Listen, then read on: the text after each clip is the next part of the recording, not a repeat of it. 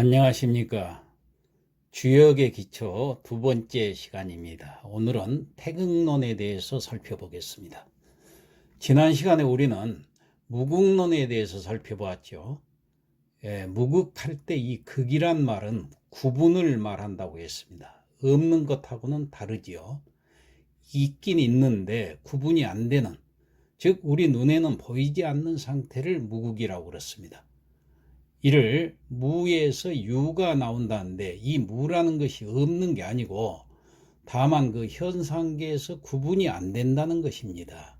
그래서 없을 무자에 구분이 안 된다는 다할 극자를 쓴 것입니다.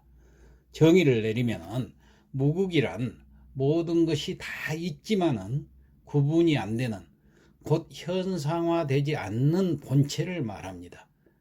그렇다면 사람에 있어서 무극은 무엇일까요? 정자겠죠. 닭의 무극은 계란. 계란 깨보면 닭은 없잖아요. 즉 무형인데, 여기서 싹이 나오면 또 식물도 유형이 되지요. 이 유형이 되는 것이 바로 그때 구분이 됩니다.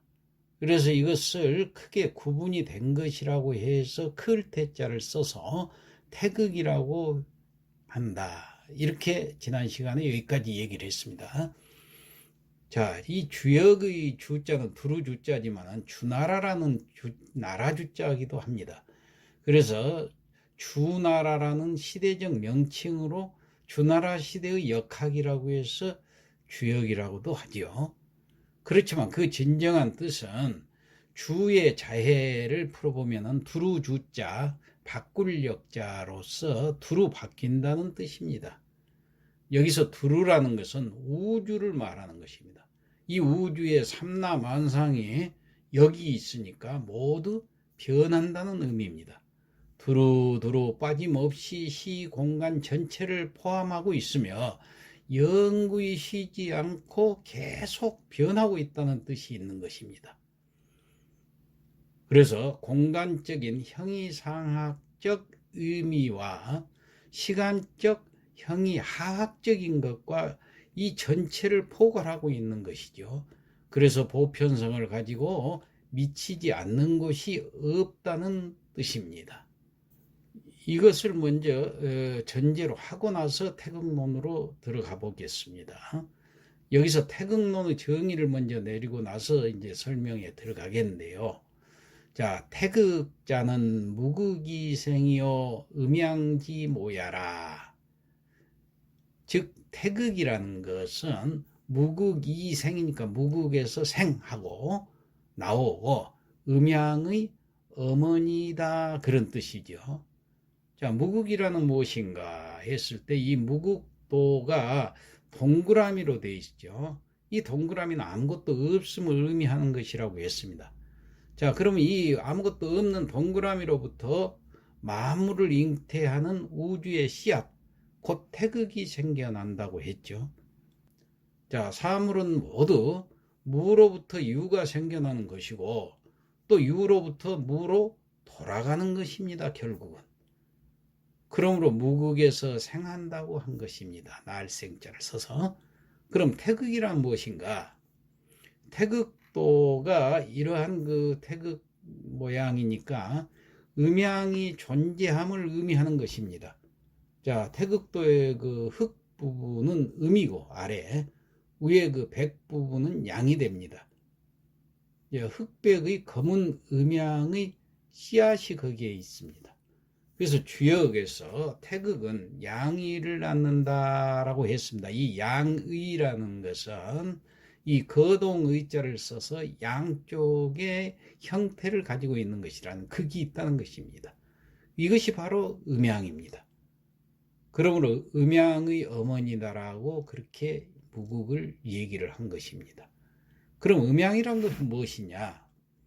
황제내경에서는 이렇게 설명을 하고 있습니다.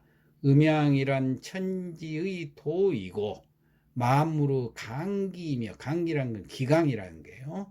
변화의 부모이고 생살, 즉 살리고 죽이는 것을 생살이라고 하죠. 생살의 시초가 되고 신명, 여기선 신명은 천지신명을 말합니다. 신명의 궁궐이다 이렇게 설명을 하고 있는데, 양은 움직임이고 또 굳세는 것이고 또 실이고 허허실 할 때 이 실지로 보이는 것이고, 공격한다는 그런 그 이미지를 가지고 이런 의미를 가지고 모든 사물에서 적극적으로 작용을 하고 있는 것을 말합니다. 반대로 음이라는 것은 고요함이라든가 부드러움이라든가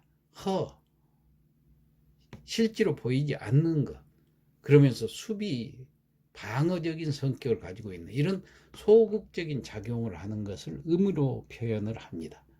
그 여기서는 태극이 있어가지고 그 태극이 움직여서 양이 음도 되고 양도 되고 이 양이 음양을 낳는 것이에요. 그러니까 양이는 다시 사상으로 갈라져서 분화가 됩니다. 사상이랄 것 같으면 태양, 소음, 소양, 태음 이 네 가지인데 나중에 다시 설명할 기회가 있을 것입니다. 그런데 이게 다시 분화가 돼가지고 사상은 다시 8개 근, 곤, 감, 니, 진, 손, 간, 태를 낳는다고 합니다. 쉽게 말하면은, 자, 식물이 싹이 텄어요. 처음에는 잎이 2개가 트죠. 이게 음과 양이다 생각하면은, 그 다음에 이게 자라면서 이게 다시 가지가 되고 또 잎이 또 시원하죠. 이게 사상입니다. 이게 4개로 분할되는 거예요. 분화가 되는 거예요. 그 다음에 이 4개로 분화된 게 다시 또 가지가 되고 해가지고 또 잎이 무성해지죠. 이게 8가지로 분화가 됐을 때 이게 8괴라고 그럽니다. 자, 이런 식으로 분화가 되어가는 것입니다. 이게 주역 사상의 근본이다 이렇게 생각을 하고 이해를 하시고, 태극에 대해서 좀 더 구체적인 전제를 들어서 설명을 해보자면은, 첫째, 유국이 태극이다. 다시 말해서 유국 그리고 태극이다. 둘째, 태극이 양의를 낳는다. 셋째는 태극은 리다. 넷째, 양의는 곧 음양을 말한다. 이상 그 4가지를 전제하고 태극론 설명에 더 구체적으로 들어가 보겠습니다. 자, 그러면 첫째 전제인 유국이 태극이다에 대해서 살펴를 본다면은, 극이 있다 하는 것을 유국이라 한다겠죠. 이것은 언제나 극이 있다는 것은 양쪽에 극이 생긴다는 얘기예요. 그러면 그 중심도 반드시 있어야 되겠죠. 그럼 중심도 존재한다는 얘기입니다. 그래서 어떠한 물체도 그걸 중심으로 해서 도는 거예요. 사이클, 순환을 하게 됩니다. 그래서 항상 거기에는 중심체가 구심점 역할을 하는 거예요. 바로 그 중심이 없는 사이클은 있을 수가 없죠. 그래서 유국이 태극이라는 것은 하나의 사이클에서 어느 한 부분에 대칭되는 극이 있다는 뜻입니다. 즉 양극 점이 있다는 뜻이고, 그 대칭되는 양극 가운데 중심을 통하고 있고 그 지점이 바로 태극이 형성되는 것입니다. 즉 태극이라는 것은 거대한 극이고 또 하나의 대표적인 핵심이 되기도 하는 것이다. 이렇게 이해를 하시면 유국이 태극이다. 예, 이런 의미가 되겠습니다. 둘째로 태극이 양의를 낳는다. 요거에서는 그림을 보면 확실하게 알 수가 있어요. 자, 태극은 무한량으로 이렇게 뻗어 나가지만 언젠가는 그 끝이 있습니다. 자, 그 끝이 바로 대칭 관계를 이루고 중심을 통과를 하고 있죠. 자, 이 그림을 보시면서 설명을 들으시면 됩니다. 그래서 한 개체를 중심으로 원을 이루어야 바로 태극이 나타나고 그 에너지의 반경이 있는 것입니다. 어느 테두리가 없는 태극은 있을 수가 없죠. 그래서 태극은 그 큰 테두리 속에 존재하고 전체를 한정되어 있는 유한의 세계라고 이렇게 말을 합니다. 그리고 그 외부적인 것을 무한의 세계, 테두리 바깥의 세계를 무한의 세계라고 하는 것입니다. 우주는 끝이 없기 때문에 태극만 존재한 거예요. 그 바깥에 있는 무한의 세계까지도 이 온 우주가 되는 거예요. 그래서 전체 운행을 살펴보면은 언제나 질서정연하게 움직이는 것을 발견할 수가 있습니다. 질서라는 것은 우주의 운행 법칙에서 생겨나온 것인데요. 지구 주위를 달이 돌고 있지 않습니까? 또 지구는 태양의 주위를 돌고 있어요. 태양은 더 큰 은하계를 중심으로 돌고 있는 것입니다. 자, 그래서 달보다 지구, 지구보다 태양, 태양보다 은하계가 더 크다는 이 질서. 이 질서는 바로 질량과 에너지 밀도 차이로 생겨나는 것이고, 즉 작은 것은 큰 것의 위성이 되어 있고 그렇게 가지고 돌지 않아요. 그리고 큰 것은 더 큰 것의 중심권에서 벗어나지 못하고 돌고 있는 것. 이게 바로 이 질량의 법칙이고 질량의 원리가 되는 것입니다. 이러한 이치가 바로 약육강식의 원리하고 또 상극하는 법칙이 존재하게 되는 것이에요. 항상 작은 것은 큰 것에 합류되어서 돌 수밖에 없어요. 예, 이게 바로 약육강식이에요. 그러면서도 서로 상극의 법칙이 존재하게 됩니다. 상생이라는 것은 서로 같이 산다는 것은 상극을 기반으로 존재하는 것입니다. 서로 극이 되는 것끼리 상극이 되면서 같이 상생을 하는 거예요. 예, 그래서 상생이라는 것은 상극을 기반으로 존재하는 상대적인 개념이다. 이렇게 얘기할 수 있어요. 그래서 상극과 상생이 분리되어서 절대로 존재할 수가 없어요. 항상 대칭 관계를 이루고 있어요. 이 관계가 바로 음양관계다. 이걸 가리켜서 양의다. 이렇게 설명을 하고 있습니다. 이해가 좀 어려우시겠지만은 우리가 이 그림을 보면서 쉽게 이해를 해 볼 수 있습니다.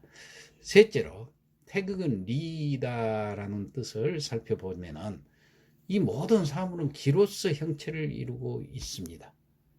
이 사물에는 기가 있는 것이에요. 그러면 이 기를 형성하기 전에 이미 이치가 있었어요. 예. 그 사물이 어떻게 순환되고 그 사물이 어떻게 존재하는가 하는 이치가 있기 때문에 이 기로서 형체가 형성이 된 거거든요.